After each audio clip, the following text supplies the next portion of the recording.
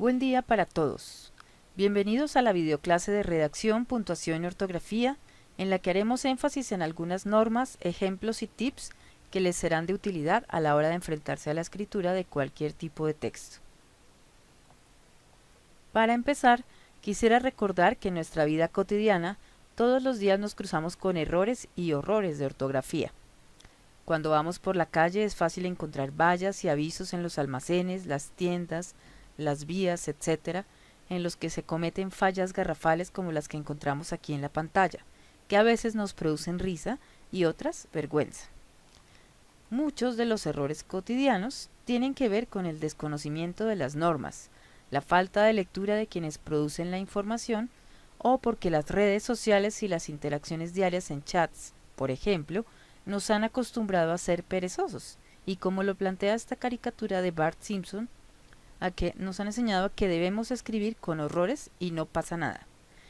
En este ejemplo de chat de la izquierda y en los anteriores de la calle, encontramos entre otros que no se usan mayúsculas, ni tildes, ni puntuación, que se abrevian las palabras arbitrariamente por sus sonidos. Y cuando se escribe así, lo peor es que esto se lleva también a la escritura académica. Son muchísimas las personas que ni siquiera escriben bien su propio nombre, no usan las mayúsculas en las iniciales como corresponde y tampoco las tildes según las reglas de palabras agudas, graves o esdrújulas, quizá porque han creído el mito de que los nombres no tienen ortografía. Sin embargo, lo que un lector común espera en los textos de otros es que sean confiables.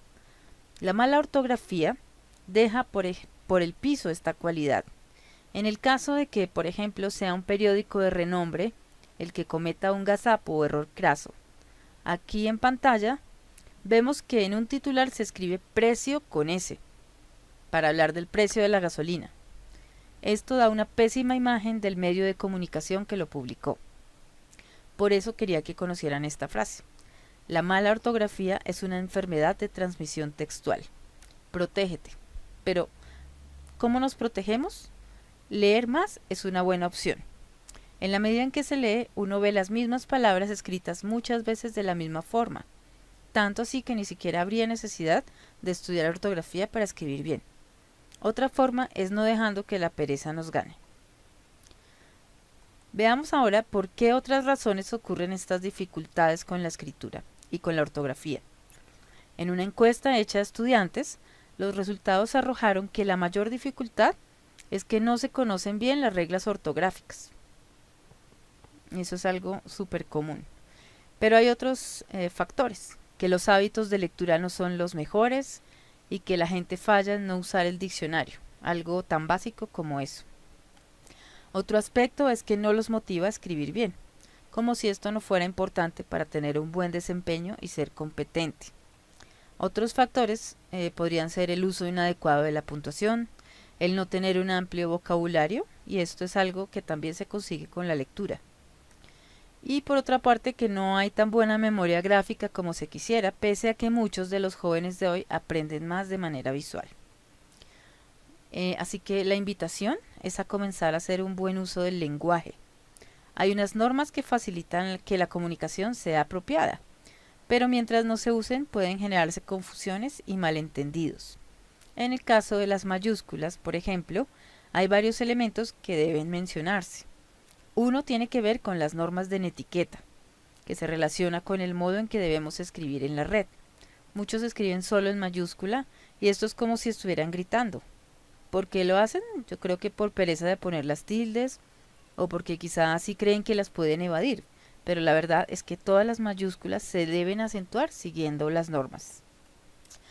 Otro caso, cuando se pone un título, este puede ir solo en mayúscula, según la jerarquía e importancia dentro del texto, pero se deben usar las tildes. Un subtítulo menos importante no se escribe todo en mayúsculas, solo la inicial de la primera palabra. En inglés esto no ocurre, porque allí sí se permite poner mayúscula en cada inicial, pero en español no. Finalmente, es recomendable no olvidar que los nombres propios y las siglas llevan mayúsculas. Y por ejemplo, cuando escribamos una sigla, primero debemos corresponder el nombre completo al que ésta corresponde. Ahora Bueno, pasamos al peor dolor de cabeza de todos los tiempos, que es la acentuación. Las odiadas tildes. He diseñado este cuadrito para comenzar a aliviar este dolor y facilitar un poco la recordación de las reglas. El cuadro debe leerse de derecha a izquierda. Esto porque cuando hablamos de palabras agudas, graves, esdrújulas y sobreesdrújulas, siempre tenemos que saber que el acento se pone en la última, penúltima, antepenúltima y tras antepenúltima sílaba respectivamente. Volvamos a la columna de la derecha donde tenemos las palabras agudas. Estas llevan tilde solo si terminan en N, S o vocal y el acento va en la última sílaba. Para entender esto mejor hay que prestarle atención al sonido. Canción, compás, colibrí terminan respectivamente en N, S y vocal y llevan tilde. Si comparamos esto con la columna anterior, es decir, con palabras graves, la regla es todo lo contrario. No llevan tilde las palabras que terminan en N, S o vocal y cuyo acento recaiga en la penúltima sílaba. Atención a la pronunciación. Joven, culebras, canto terminan respectivamente en N, S y vocal y no llevan tilde. Y algunas palabras agudas que no llevan tilde porque no terminan ni en S, ni en N, ni en vocal son juventud, examinar, perdiz, por ejemplo. Como se pudo escuchar, el golpe de voz está en la sílaba final. Mientras que las palabras graves, que sí llevan tilde, es porque no terminan ni en N, ni en S, ni en vocal. Como el apellido Flores con Z. Si estuviéramos hablando de las flores, el sustantivo, con S no llevaría tilde. Hay un caso especial en las palabras graves y es el de los hiatos, como en la palabra panadería.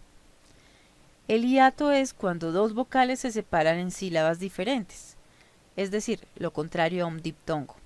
En panadería se tilda la I para poder separar las sílabas, tal y como se pronuncia. Panadería. Como esto no se entiende ni se pone en práctica, Bogotá está llena de panaderías, no de panaderías. Entonces les recomiendo comprar el pan donde pongan la tilde. Ahora veamos la tercera columna de derecha a izquierda, es decir, las palabras esdrújulas, que son las que se acentúan en la antepenúltima sílaba y se les pone la tilde siempre. Aquí no hay excepciones. Fíjense en la música de estas palabras, en donde recae el golpe de voz. Cántico, corrígelo, esdrújula, matemáticas, jóvenes, exámenes, cándida y práctica. Y si pasamos a la otra columna de la izquierda, o sea, las sobresdrújulas son las que llevan el acento en la tras antepenúltima sílaba. Cántamelo, corrígemelo, averíguaselo. Estas palabras también tienen una música que nos indica el acento. Y además, si se fijan, todas las palabras que les dije son órdenes, están en imperativo. Otro caso de sobresdrújulas son los adverbios terminados en mente. Yo les digo palabras de mentes. Si el adjetivo, por ejemplo, cándida, lleva tilde, cuando se le agrega la palabra mente para que se convierta en adverbio, la tilde se mantiene. Por ejemplo, lentamente no lleva tilde porque la palabra lento no tiene tilde. Bueno, para pasar a otro tema, veamos algunas palabras que se confunden en cuanto a las tildes. Mientras que jóvenes, aquí en la columna de las esdrújulas, lleva tilde por ser esdrújula, joven, que es una palabra grave, no lleva porque termina en N y es grave. Esto mismo pasa con exámenes, con tilde, y examen, grave, sin tilde. No es lo mismo decir él practica, que es una palabra grave, a decir la práctica. Espero que con esto haya quedado claro el tema de acentuación. Bueno, en la siguiente diapositiva tenemos ya las reglas que ya vimos en el cuadro anterior, tal como las conocemos y otros ejemplos. Cuando tengan dudas pueden revisar el cuadro o las reglas. Un tip para mejorar la ortografía es convertirla en un hábito, igual que tender la cama. Los expertos dicen que para formar un hábito se requieren 20 días.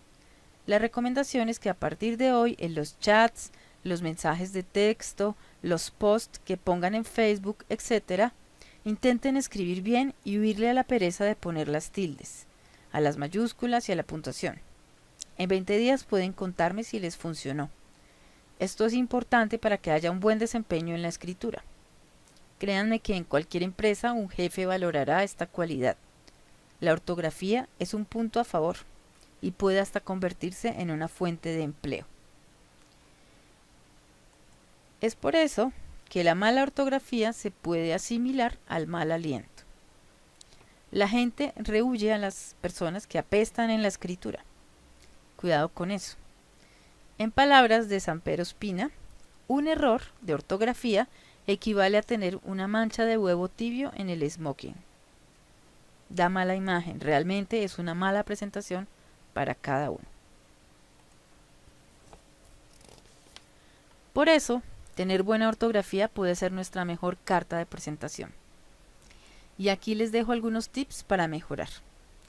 En una asignatura o en el trabajo nos pueden pedir que escribamos un texto determinado. No basta con escribir el primer borrador y no volver a mirar el texto. Hay que leer 2 veces al menos para corregir posibles errores de digitación involuntarios o para verificar la ortografía y la coherencia. Escribir en Word es una buena opción, ya que hay herramientas para verificar que esté bien escrito o para buscar sinónimos, por ejemplo, dando clic derecho. Y cuidado con algo, no está prohibido usar el diccionario. No está pasado de moda. Si hay dudas y se quiere aprender, acudamos a él. Aquí también quisiera que se pregunten qué pasaría si alguien que escribe mal hablara igual. En este momento voy a leer con mala ortografía, haciendo los acentos donde no corresponden, para que experimenten lo que se puede sentir. Bueno, dice así: la buena ortografía es necesaria en la vida en general, para que los demás nos comprendan como signo de nuestro profesionalismo y de nuestro razonamiento ordenado.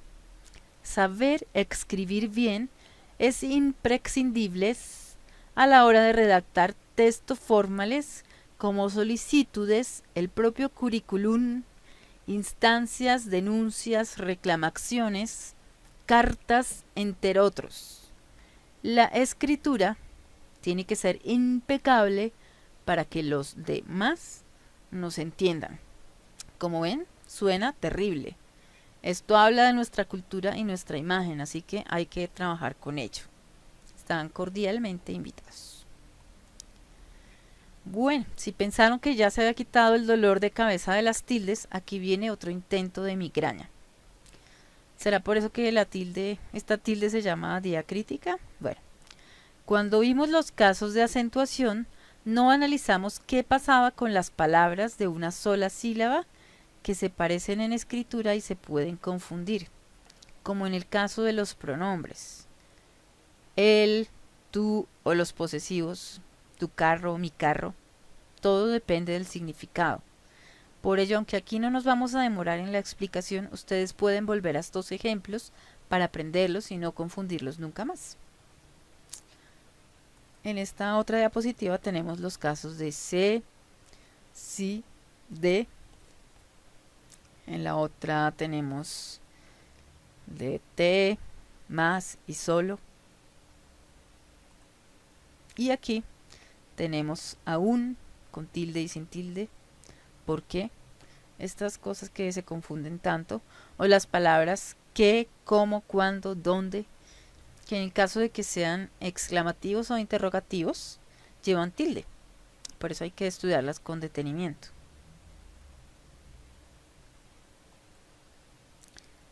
Cambiando de tema un poquito, comenzamos ahora con algunos temas de redacción que están enfocados en mejorar la habilidad comunicativa de escribir. Entre otros veremos aspectos sobre precisión, claridad, orden lógico, queísmo y dequeísmo, concordancia, verborrea, cosismo, errores sintácticos, gerundios, voz activa y voz pasiva, algunas ambigüedades y asuntos de puntuación. Bueno, hablemos de precisión. Ocurren problemas con esto cuando usamos verbos muy generales, como estar, tener, haber. Siempre habrá un verbo más preciso para explicar lo mismo, como cuando decimos en la torre hay un soldado y lo mejoramos diciendo en la torre vigila un soldado. Eso es la precisión. Si hiciéramos el ejercicio en la fábrica hay muchos obreros, ¿cuál creen que sería el verbo? Les dejo la tarea. Pasemos al siguiente. En cuanto a la claridad en lo que escribimos, esta tiene que ver con el orden lógico de las oraciones. Ahorita vamos a hacer un pequeño ejercicio usando esta estructura que es la del orden lógico, es decir, sujeto, verbo, objeto directo o complemento directo, objeto indirecto y complemento circunstancial. Este complemento circunstancial puede ser de modo, de tiempo o de lugar. En la primera frase que vemos, miremos cómo sería este orden lógico para que haya mayor claridad. Aquí dice, a las 4 de la tarde sesionará en la sala de reuniones el consejo donde sesionó la semana pasada. El orden que hay aquí no es lógico. Si la reorganizamos siguiendo esta estructura de aquí arriba, quedaría mejor y de la siguiente manera. El consejo sesionará a las 4 de la tarde en la sala de reuniones donde sesionó la semana pasada. Espero que les haya servido el ejemplo. Pasamos a otras dos falencias comunes en la redacción, que son el queísmo y el dequeísmo. Son manías que se asumen. El queísmo es usar que para cualquier cosa, para todo. Pero muchas veces el que se puede reemplazar por dónde, cuánto, cómo, etcétera, dependiendo de la oración y el contexto. Por favor, revisen los ejemplos y busquen aplicarlos. Veamos esta primera oración. Aquí fue que estuvieron ellos. En este caso podemos reemplazar el que por dónde, porque el hecho de decir aquí está hablando de un lugar. Entonces, por eso el dónde reemplaza ese lugar. Aquí fue donde estuvieron ellos. Revisen con calma los ejemplos para que entiendan un poquito mejor esto, por favor. Ya pasando a los ejemplos de dequeísmo, ya les decía, es una manía también, y es la de usar la partícula de que para enlazar el verbo con un complemento. Muchas veces está mal usada, pero en otros casos es necesario incluirla. Veamos uno de los ejemplos, ustedes luego los revisarán con más tiempo. Si decimos, espero de que acepte las remisiones, está incorrecto. Lo correcto sería decir, espero que acepte las remisiones. Pero ¿cómo sabemos si está correcto o no? Para comprobarlo, debemos usar la preposición de al hacer una pregunta. ¿De qué? Si la pregunta resulta correcta, obliga a utilizar el de qué. ¿De qué espero que acepte? Estaría mal, entonces ahí ya sabemos que no tenemos que usar el de. Hagan el ejercicio con los demás ejemplos para que se den cuenta.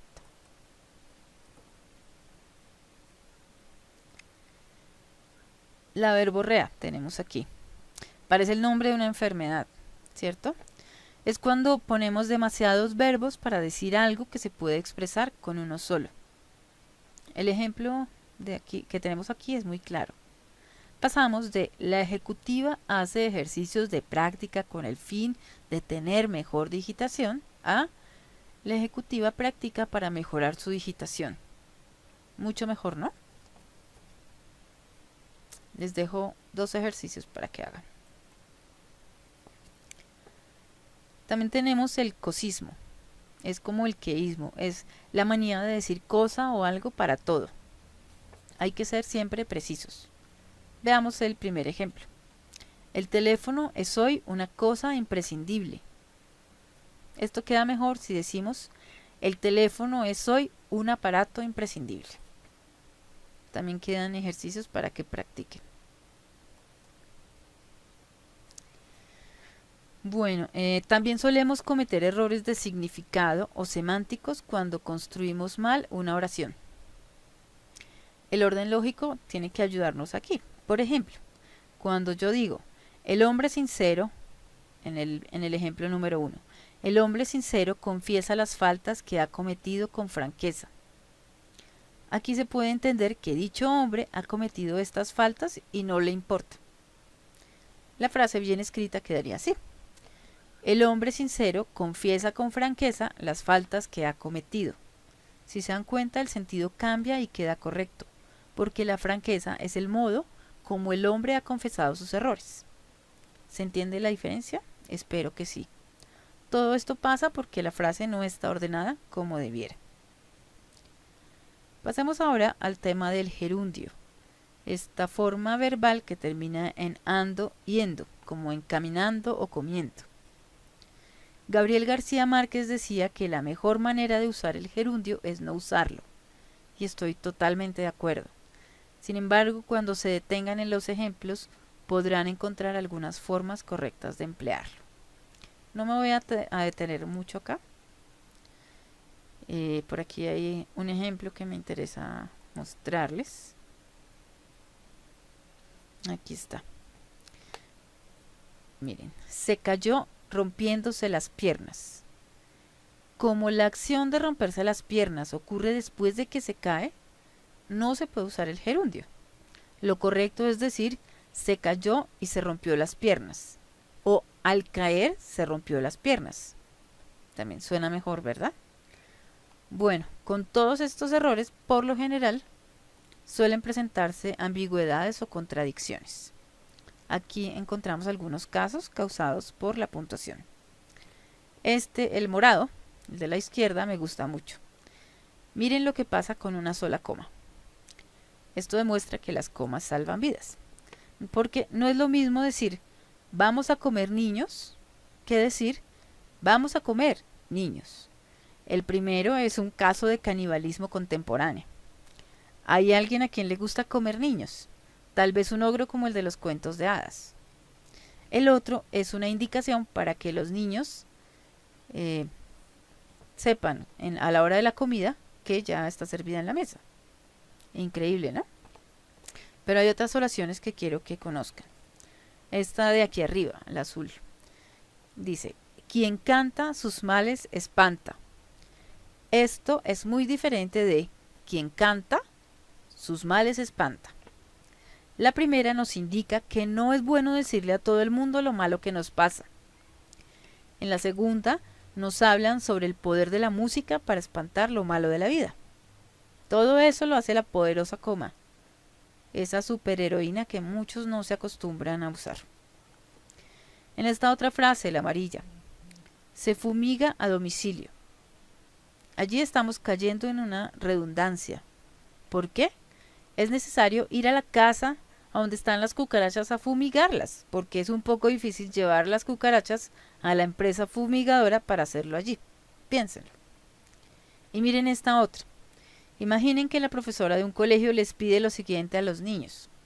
Traer una bolsa de basura negra. Creo que a los papás les va a tocar difícil conseguir exclusivamente basura negra. Todo sería diferente si se pide una bolsa negra. Bueno. Pasando a otro asunto, vemos la voz pasiva y la voz activa. No es que esté mal la pasiva, solo que es una manía que viene del inglés. Pero en español la construcción suena mejor si se hace en voz activa, es más directa. Fíjense la diferencia entre esto. Voy a leer primero la que me parece correcta, que es la voz activa.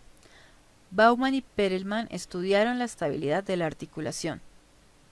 Suena un poco más complejo o más complicada la frase. La estabilidad de la articulación fue estudiada por Bauman y Perelman, porque no es directa. Entonces la idea es que tengamos esto en cuenta para que nos ayuden a construir textos muy claros. Bueno, para cerrar, veamos algunos aspectos sobre los usos principales de la coma. Nos sirve para enumerar, para saludar. Cuando escribimos una carta, Casi nunca usamos la coma vocativa y esta nos ayuda a separar correctamente cada parte de la oración. Los invito a que cuando encabecen una carta, un correo electrónico, etc., escriban hola Juan, no hola Juan, que queda plano, no se siente el énfasis que se necesita hacer. También cuando necesitamos aclarar algún asunto, podemos ponerlo entre comas, como en este caso donde dice incisos. Si quitamos el texto dentro de las comas no pasa nada, no se pierde el sentido. En esta última frase que dice el presidente de Francia, Nicolas Sarkozy, y la canciller alemana, Angela Merkel, se volvieron a reunir ayer. Esta frase también se puede decir más corta y no pierde el sentido porque lo que está entre comas es una aclaración que no implica que cambie ese sentido. Se podría decir así: el presidente de Francia y la canciller alemana se volvieron a reunir ayer. Aquí más adelante otros ejemplos para revisar. Aquí la recomendación es verificar que el sentido sea el correcto y que no haya lugar a confusiones. Revisen esto con calma para que entiendan un poquito las diferencias, por favor. Y un último apunte. No olviden leer los textos que escriben al menos una vez más. Esto les puede servir para mejorarlos.